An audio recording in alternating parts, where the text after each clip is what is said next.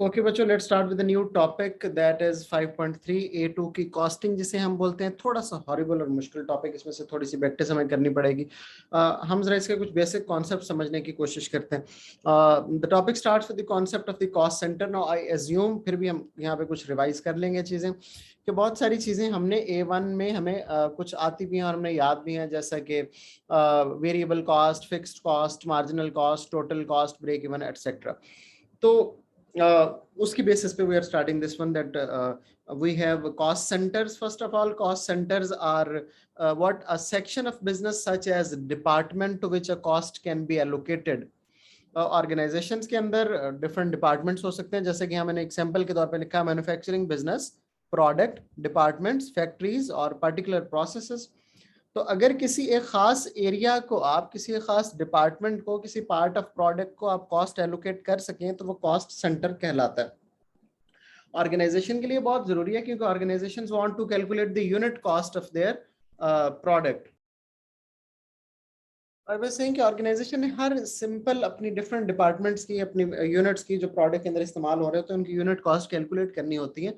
और उसकी बहुत सारी रीजंस हैं जो इस चैप्टर को सवाल करके हमें समझ आएंगे। They always want to assess whether it's good to make the product by themselves और it's good to get it manufactured from the other party, that is called outsourcing, जो हमने यूनिट 4 में पढ़ा भी है।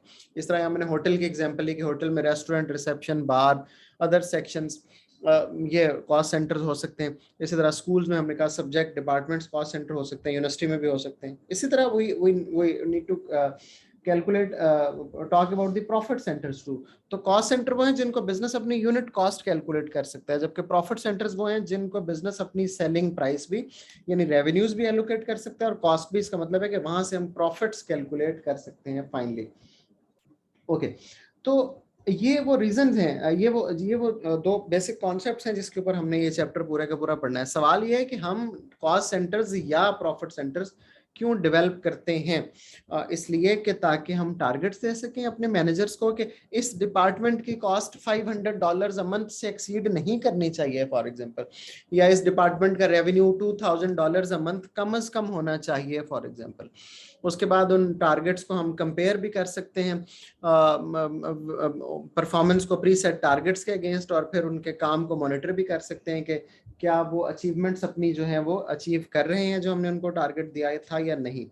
ओके, लेकिन इसमें कुछ प्रॉब्लम्स भी आती हैं जब हम इन एलोकेशंस की बात करते हैं, जब हम कॉस्ट एलोकेशन की बात करते हैं, प्रॉफिट एलोकेशन की बात करते हैं।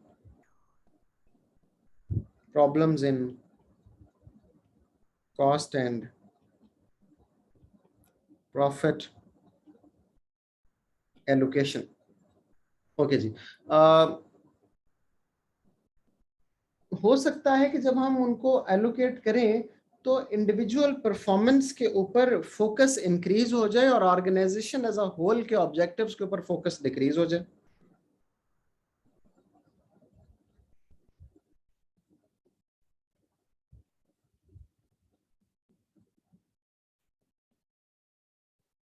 और इंडिविजुअल्स में इंक्रीज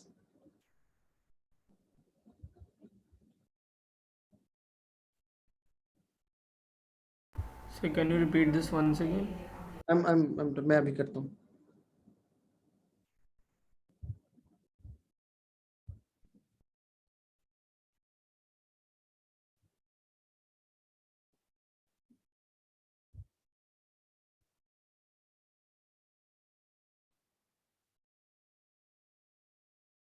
तो मैं ये कह रहा हूं कि अगर आप कॉस्ट सेंटर्स और प्रॉफिट सेंटर्स बनाएंगे और वर्कर्स से उनके थ्रू काम लेने की कोशिश करेंगे, तो इट में result a damaging competition between the departments, और वो सारे अपने डिपार्टमेंट और अपनी और जो इंडिविजुअल परफॉर्मेंस है उस पर फोकस करेंगे, और बिजनेस के ओवरऑल जो ऑब्जेक्टिव्स होते हैं वो सेक्रीफाइस हो सकते हैं। इसी तरह some costs are impossible to allocate.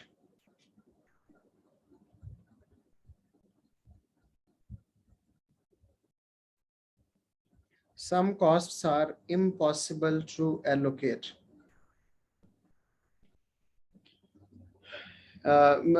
Especially the cost centers and profit centers, जिनको हम फिक्स्ड कॉस्ट कहते हैं, ओवरहेड कॉस्ट कहते हैं, उनका कोई फार्मूला ही हमारे पास नहीं समझ आता। जब हम ये क्वेश्चंस कर रहे होंगे तो फिर हम इसमें कुछ एग्जांपल्स भी इसके लेंगे। और किसी कॉस्ट सेंटर की या प्रॉफिट सेंटर की, reason of performance external factors भी हो सकते हैं, जैसे कि इलेक्ट्रिसिटी सडनली महंगी हो गई तो उसकी वजह से उस डिपार्टमेंट या बिजनेस की कॉस्ट बढ़ गई है, तो इसका ताल्लुक उनके इंडिविजुअल परफॉर्मेंस की बजाय उस डिपार्टमेंट की परफॉर्मेंस की बजाय किसी और चीज के साथ भी हो सकता है। तो अगर हम कॉस्ट सेंटर बनाएंगे तो आप कहेंगे आपकी कॉस्ट तो बढ़ गई, लेकिन हो सकता है उसकी वजह कुछ और हो।